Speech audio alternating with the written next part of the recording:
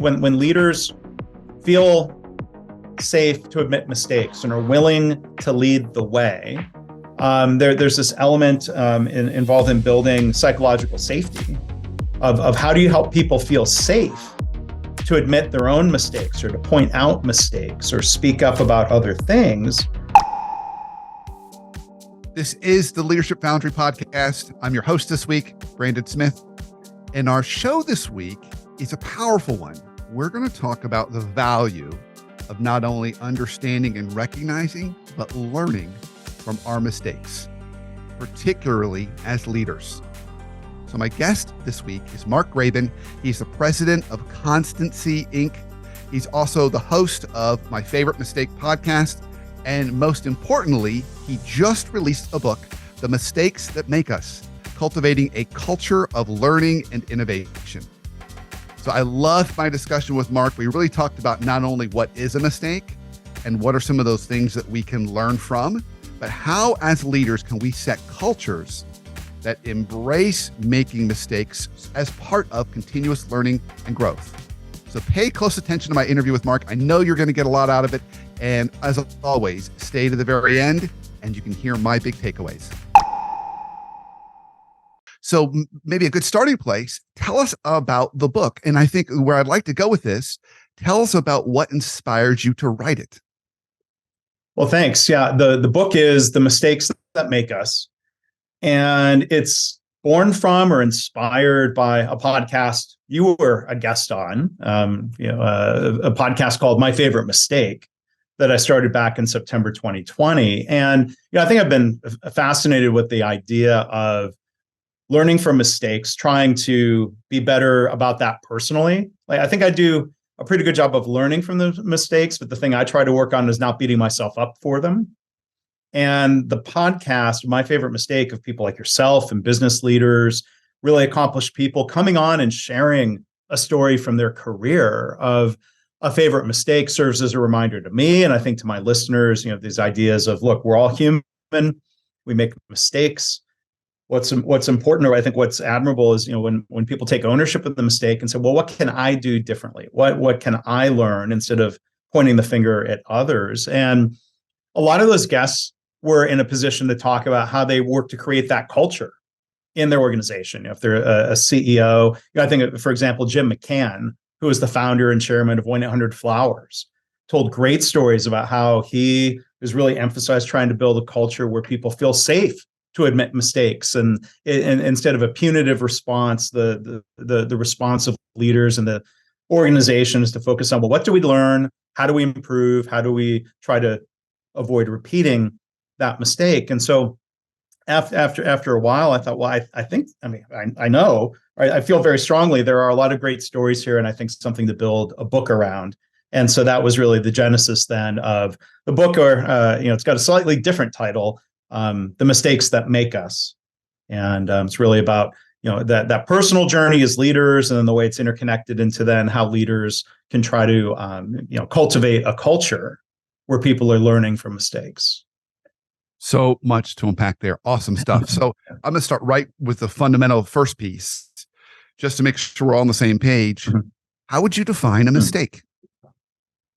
Yeah, it's funny when people, there's a phrase I'm going to touch on first, and we'll come back to the definition of the word mistake. A lot of times people will talk about the debriefing of something that went wrong, of a bad decision, an action that we took that turned out to be incorrect. Well, there's kind of the dictionary definition of mistake, right? It's a decision, an action, we move forward, and then we learn, okay, didn't work out the way we expected to some degree. But people will use this phrase, they'll say, oh, that was an unintended mistake.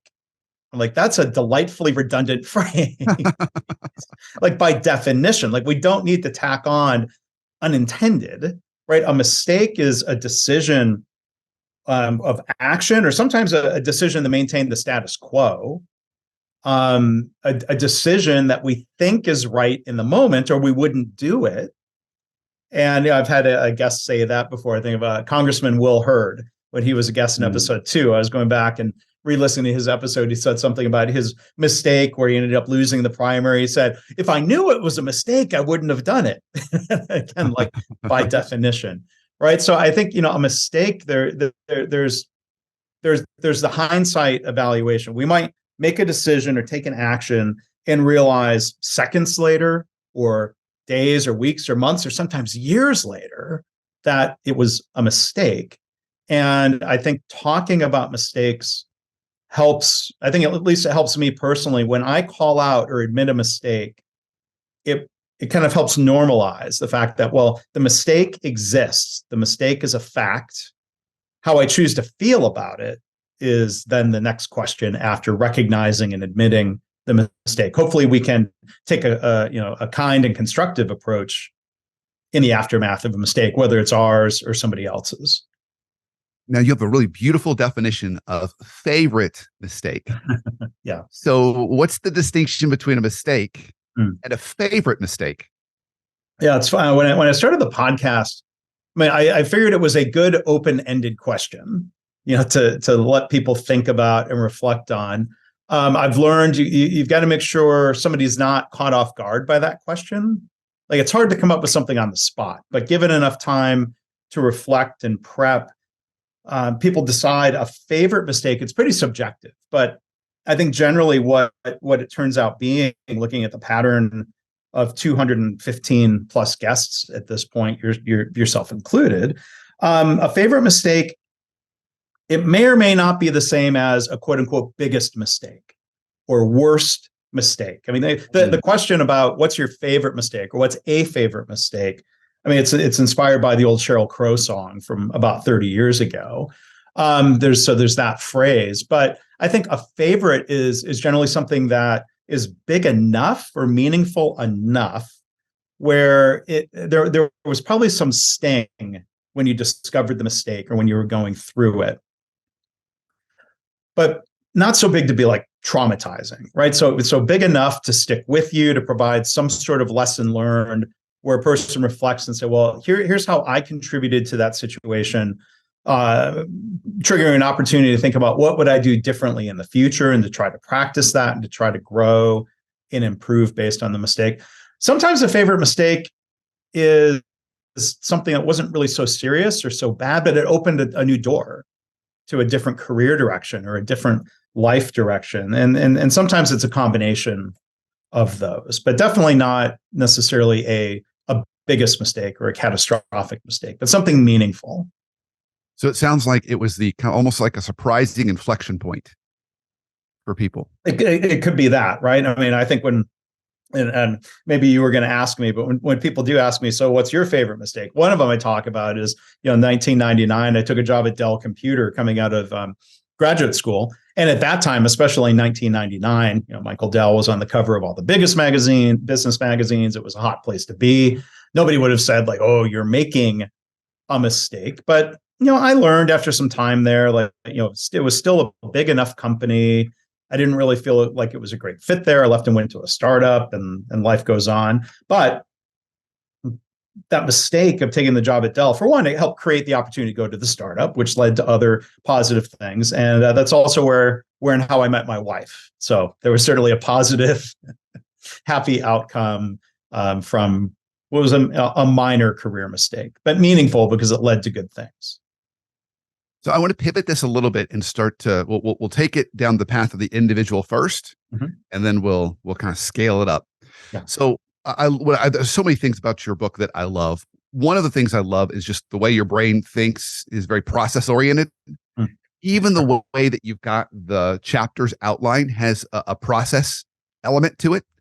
So I love how you talk about kind of this process of, you've got almost kind of think positively, admit mistakes, be kind. So you kind of, there's an element around acknowledging the mistake. So if someone's thinking about mistakes, a mistake maybe they just made, or a mistake that, is still kind of kicking around in the back of their head, what are some ways they can start to process those, whether you're a leader of a team or perhaps an individual contributor? Yeah. I mean, I think there's a couple different levels we can kind of think through it. One is maybe more on the rational side of things, and the other more on, let's say, the emotional response side of things. I mean, my background, as an engineer with an MBA, I've tended toward the logical, rational side of things. But as I've gotten through my career or as I've gotten older, I have a much better, I probably had an underdeveloped appreciation for the emotional reaction of people in a workplace. There's no separating that from humans in the workplace to tell people like, well, just this is the workplace, be rational. Like we're human beings at work, but as well. So on the logical process side, I think there's some helpful reflection questions. We can step back and think, let's say in the process of taking a job, I made a decision and then ask, what did I expect was going to happen? Like, what was my prediction? What was my hypothesis? What actually happened? How can I kind of think through or talk through or define a gap between expectations and reality? To think, how did my decision contribute to that in some way?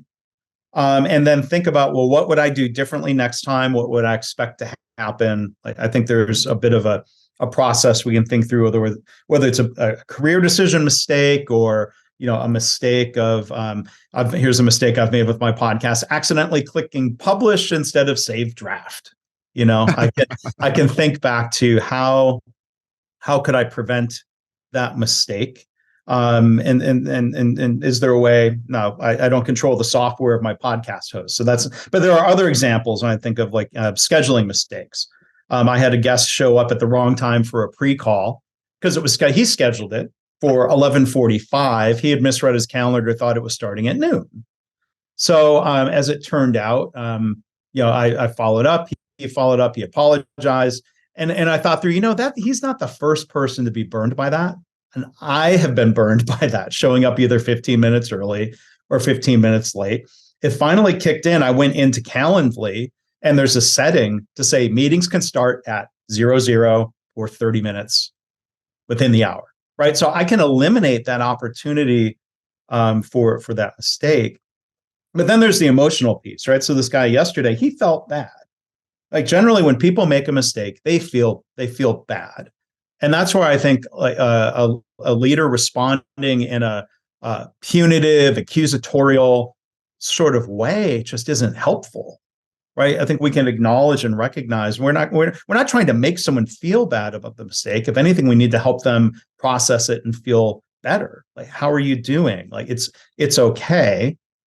But then from that, I think when we move forward on these questions, so I think we can help address some of the emotional piece. How are you feeling about the mistake? And going beyond a non-punitive approach to, I think, a helpful approach of involving that person in the discussion then about process improvement and mistake proofing and, kind of closing the loop. I think helping someone move forward allows them to leave some of their feelings about the mistake in the past, right? So you can't snap your fingers and say like, okay, stop being upset. We need to move forward. Like each person's got to process that on their own. And sometimes you need to give, like one of my lessons learned is sometimes you need to give space for somebody and their feelings and their emotions before then moving into, let's say, problem solving mode.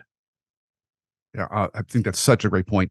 So I love that you covered both kind of the logical and maybe emotional side of a mistake. Yeah. So when you're talking about logical side, I mean, I was immediately thinking of the U.S. military, particularly the U.S. Army, where they do a before action review and an after action review before every mission. So before action review is very like what you said. What do I think is going to happen here? And then the mission happens, and they sit down and say, okay, what actually happened? Right. And then what can we learn from that? So we can almost make it a process, not very rational, very practical, not necessarily emotional, but a good process. But then there is that emotional side of it too. I had a client that I was speaking with recently, and he has a role where safety is very, very important in his organization. And his comment to me was, he said, yeah, we had a safety issue.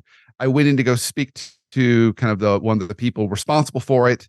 And he said, I inadvertently started moving into action steps right away, and they were still kind of reeling from the mistake because it had caused some personal damage. And he said, my timing was just off. So I think you speak to the importance of that too, that timing matters. So I want to pivot this a little bit into leadership. So why is it important And let's also talk about the challenges around this for a leader to admit her or his mistake. Yeah. That's a little different animal, right? It's almost like my wife and I were talking about how powerful it is and how important it is for parents to admit their mistake to children, and how quick and willing children really are to forgive their parents when they do that. They really want that relationship to work. And yet when you see strained relationships between parents and kids, it's often because the mistake happened, but there was never an apology or an acknowledgement of it. Which seems irrational on the outside. But there may be some reasons for that. So I would love to get your take on the importance of leaders admitting a mistake, and why is it so hard for us when we sit in that seat to do it? Yeah. Well, maybe let me try to touch on that second part first. Why is it hard for leaders to admit a mistake? I think sometimes there's just been a lot of conditioning, considering workplace cultures they've been a part of. If somebody's been moving up through the ranks, let's say to a very senior position, they're going to tend to follow some of the patterns and behaviors that were modeled by leaders who came before them, right? So there's the kind of this older style of leadership. Sometimes people might call something in that ballpark command and control style management. Of the boss gives direction, gives orders, gives answers, and people just go execute. And if that's the mindset, then you can see where leaders want this to create this facade of infallibility, right? If I'm going to follow your orders, I better believe you're right.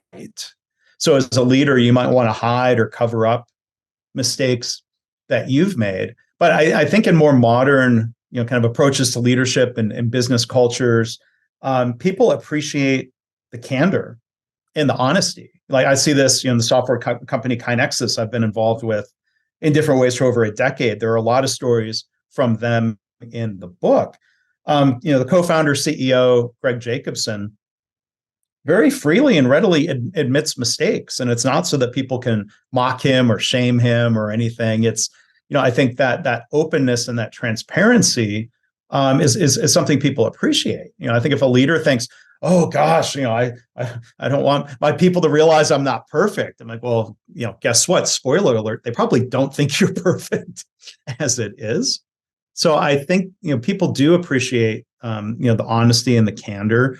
We could admit a mistake and share it and think as a team, what do we learn from this? How do we improve? I think a lot of times leaders when they're in a power position, they have a lot less at risk by admitting a mistake. A CEO might have their board, hopefully not, their board might punish them for admitting a mistake. That could be part of a dysfunctional culture dynamic. But I think when leaders feel safe to admit mistakes and are willing to lead the way, there's this element involved in building psychological safety of how do you help people feel safe to admit their own mistakes or to point out mistakes or speak up about other things. When leaders model these behaviors, such as admitting a mistake, saying, I might be wrong, let's go test that idea, then their employees are going to tend to follow that lead. And then when employees do, the leaders need to not just model these behaviors, but then they need to reward it when their employees start doing the same. So, you have to walk the talk, if you will. You can't just say, oh, you can't declare it, hey, this is a safe space. You should feel safe to admit your mistakes here. Like, people will decide on their own if they feel safe or not. And the way you react to somebody testing the waters of like, okay, here's a little mistake, I'm going to take a chance. And if that's punished, people will stop speaking up. So that's where we need to help them feel safe. It seems like it's a little more common in fast-moving startup businesses that have that fail fast mentality. Feels like it falls right into that culture really well. Yeah. My experience, at least from an outsider who's curious about this but doesn't study it the way you do, is that it gets a little more complicated and complex when you get into really big, either companies, healthcare entities, governments, any or all those. It just seems like it's difficult for leaders to grab the microphone and say, hey, everybody, I got to talk about a way how I screwed up a decision last week. Mm. And I know you've got even background in even studying and working with healthcare. Right. So I'm curious, do you see it varying a little bit, either based on size or industry? I think it comes down more to the mindset of leaders, and senior leaders, or the CEO of a hospital or the CEO of a health system. I'm not saying they're the only one who matters in terms of what they say and what they do, but I think they tend to set the tone, for leaders at other levels. There's a lot of history and hierarchy in healthcare. History of people being trained not to admit a mistake and to be infallible, in particular physicians. But I think what's interesting, I mentioned Greg Jacobson from KaiNexus. He is also an emergency medicine physician. That is his background. That is his training. Interesting. And he tells stories about being an ER doc and asking a nurse who was also seeing the patient and realizing the nurse is spending more time with the patient. I don't think it would come from a lack of confidence on his part, but Greg would ask nurses what they think about the patient's condition, prognosis, diagnosis. And he said sometimes nurses, if they didn't know him, they were afraid to speak up, not because of him, but because of their own history of maybe the doctor's testing them so they can say, no, you're wrong, and belittle the nurse. That would be unfortunate. And Greg had to help people understand. He was asking the question in sort of a straightforward, I'm asking because I care. I want to hear your opinion. So I think when leaders sort of try to help set the tone in different ways, that's really helpful. Now, in healthcare, there's another dynamic, or we can think about other situations where, let's say, if I launch a website and there's a little mistake, nobody dies, right? I mean, what's the worst that could happen if I make a mistake? It's imperfect. Okay, I can fix it. I can improve. Life goes on. In healthcare, or let's say in aviation or in certain manufacturing settings, a mistake could be harmful or deadly, right? So this idea of saying, well, we need to admit mistakes and learn from them, that's not intended to be permissive, because again, mistakes are unintended by definition.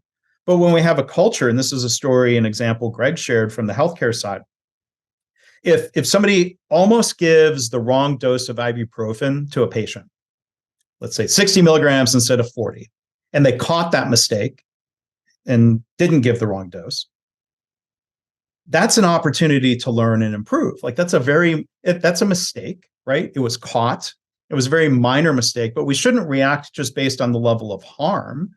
If we're too busy or dismissive, or we say, well, okay, we didn't give the wrong medicine, so it wasn't a mistake, but we almost did. If you don't seize that opportunity to admit it, to learn, to improve and move forward, the next time those same circumstances might lead to a mix-up in medications that is harmful or fatal.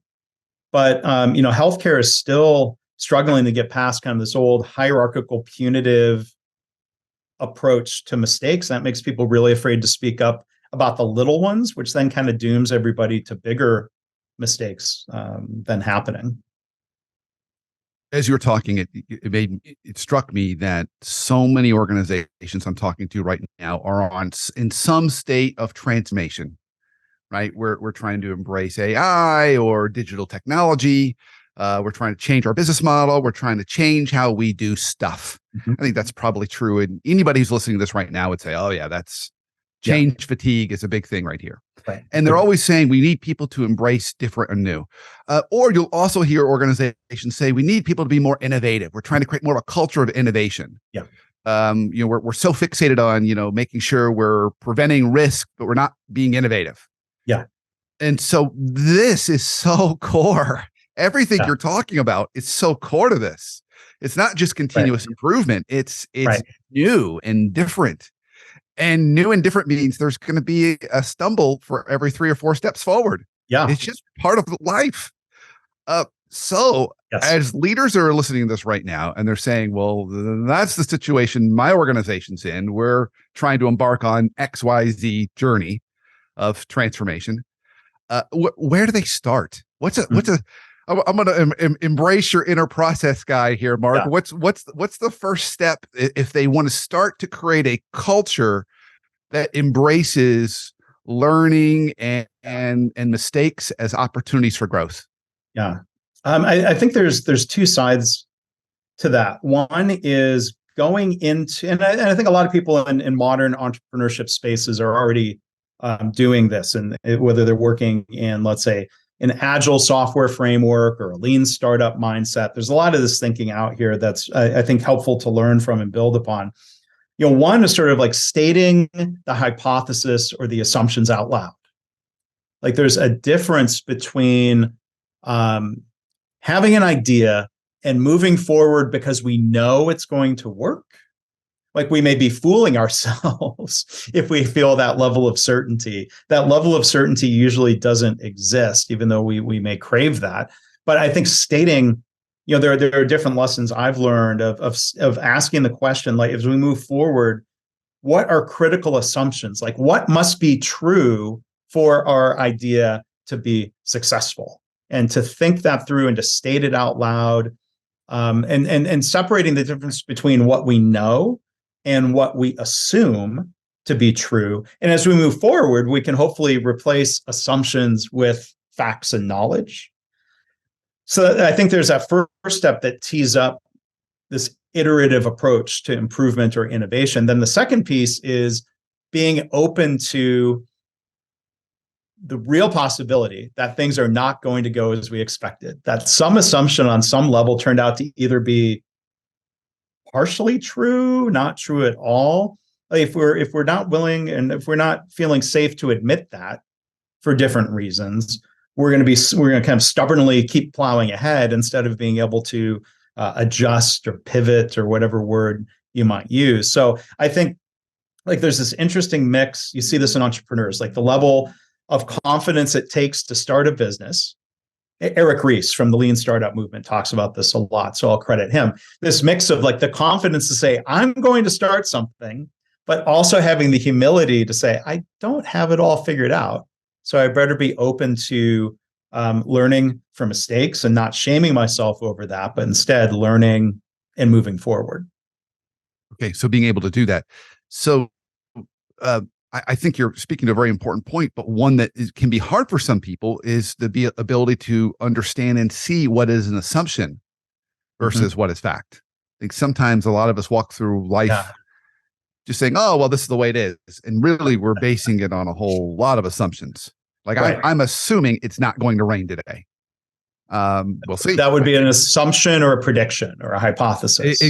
Exactly. So I think being able to state that. So being able to understand those assumptions that go into it, and be able to state those up front. Now, when a mistake does occur, how can a leader effectively talk about that to show that not only are mistakes okay and acceptable, but they're learning opportunities for us. We're gonna get better because of this, which then creates the psychological safety, as I know you talk about in your book, to get people comfortable trying new things.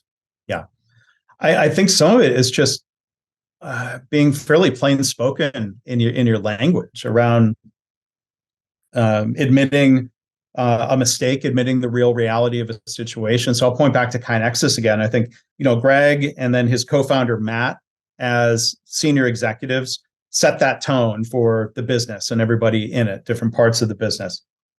And then as you see that flow downhill, if you will, we get together twice a year for all hands meeting, and there's kind of a report out format where people share from the last 6 months what went well. That's usually fun to talk about. People love talking about what went well. Then the second part of that is what went wrong or what could have gone better. And I think back to times in those meetings where other leaders will stand up in front of everybody. And again, they're not shaming themselves. They're not flagellating themselves, but to say in plain language, or just see it in bullet points on the PowerPoint, like, gosh, we always need that crutch of PowerPoint sometimes, seeing on screen, I made mistakes. And for someone to sort of talk through whether it was, a rare hiring mistake or something that we thought was going to work out a certain way, but did not. But then back to your question of, it's one thing to admit I made a mistake. the most important thing then is to close the loop on what did we learn and what are we going to do differently, right? So if we made a hiring mistake, we can step back and say, well, instead of blaming the person we hired, we could step back and look at the hiring process and the decision-making process around choosing a candidate and taking ownership of that. It doesn't mean now we're expecting perfection, but when you've identified an opportunity for improvement, I think that sets the tone for everyone else. And again, it's not just admitting your mistakes and everyone being nice about it. It's about admitting mistakes and then moving forward in what I would call more of a kind and constructive way, instead of just being nice. Like, nice might react and say, it's okay. I know you didn't mean to do that. Don't feel bad, which I've learned anyone who's lived long enough to realize telling someone to not feel bad isn't always a helpful strategy. But there's that attempt to be nice. But then if we don't take it beyond that, let's say if we have psychological safety where people do feel safe to admit a mistake, and then we're nice about it, we're probably going to be repeating the same mistakes and being nice about it every single time. Like, we need to do better as a business. So we need psychological safety and problem solving is how I think that's such an important point. So of course, let me talk about the nice part. So I live down the Southeast. So we would say, bless your heart. It's not as nice as it sounds. That's how we would say that. Oh, bless your heart with that little mistake you made. Yeah. But what I love that you remind us. So when I would teach classes on how to apologize, I'd often say the apology is 20%. 80% of the conversation should be about what you're going to do to correct it. So right. I think it's the same idea. I love that you said spend the majority of the time on the learning and the course correction. Mm-hmm. Right. Acknowledge a mistake, do it in an honest, humble, authentic way. Right. Take ownership of it, but it doesn't need to be the bulk of the conversation. I think for so many people that's the scary part. They feel like there's this humiliating spotlight on me, and I'm just going to sit there in the hot light while everyone's staring at me, talking about how I screwed up. And I think there's so many ways to build on that. Yeah. So I know we're getting close on time, Mark. I can't believe it, but we are. Yeah. So just for fun, any creative ways to honor mistakes in organizations. So I'll share like one quick one. I had an organization I worked with, and they were more in the startup realm. They grew large enough to be acquired by a larger company, but they actually had a meeting once a week, and it was kind of this open meeting anyone could attend, and the entire purpose of the meeting was just to talk about your screw up that week. Yeah, that was it. You couldn't talk about any successes. You just came in to just talk about there was a meeting, I can't remember what it was called, but had something fun like that. Yeah. Like, we're just going to come in and talk about our screw ups, and it really helped to create that culture that it was okay. And the founder of the business always said, if you screw up, don't throw away the whole thing. Put it in the parts bin. I'm sure there was something in what you tried there that we can learn from later and use. So put it in the parts bin. Don't throw it away. We can always repurpose later. Right. So that's kind of an example. Have you heard of any other kind of fun ways to honor mistakes in organizations? Yeah. And I love, that's a great word, a great way of saying it, to honor mistakes and to honor the people who made them. Because again, I'll use the redundant phrase, unintended mistakes. We can honor that people are imperfect and trying their best, and we make mistakes. But to the fun side of things, I had some podcast guests in different companies who talked about some form of a mistake of the month contest.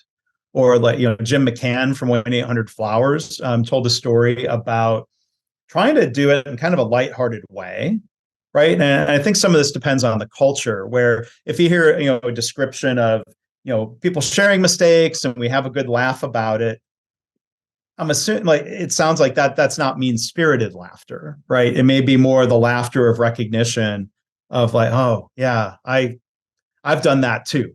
Or I've done that before, and hopefully it's followed up. Hopefully the sharing and the openness and the transparency is followed up then by some action and some problem solving. I wouldn't expect it to happen right in the sharing meeting, but there's something to be said for trying to keep a lighthearted approach. Some of it's situational because again, like sending the wrong flowers to a customer.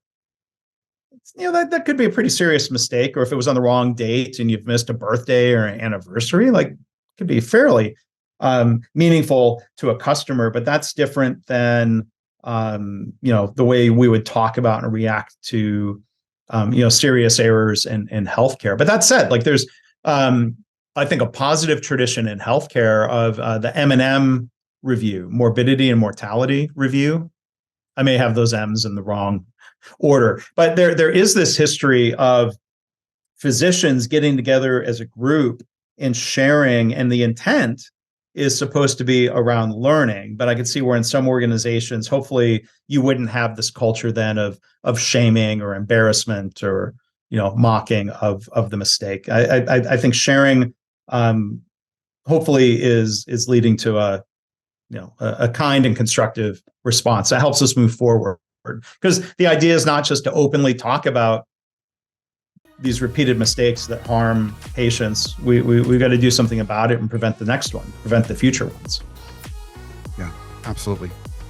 Absolutely. Well, Mark, this is absolutely great. So if folks want to go out and get a copy of your book, where can they go? They can go either to my website, mistakesbook.com.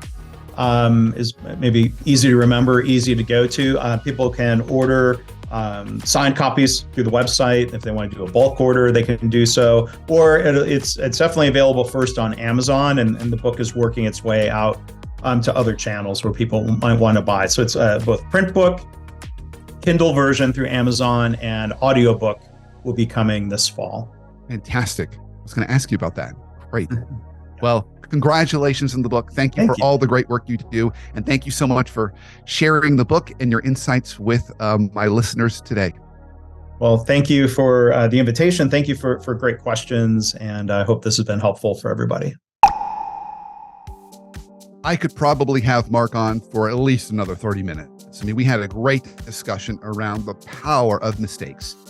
And I think why this is so powerful is because, folks, we all make them. We are a combination of the mistakes that we've made in our life and the learnings that we've had from those.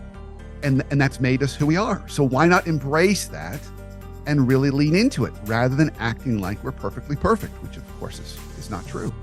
So first we talked about what is a mistake, and he talked about just making those missteps that we then learn from. They're always unintended. We don't intend to make a mistake, then it wouldn't be a mistake. And how do we learn from that? We pivoted from there and we started to talk about the role of leaders. And he reminded us, as leaders, we need to be the first ones to acknowledge our mistakes if we want to create that culture that has some level of psychological safety and embraces those mistakes.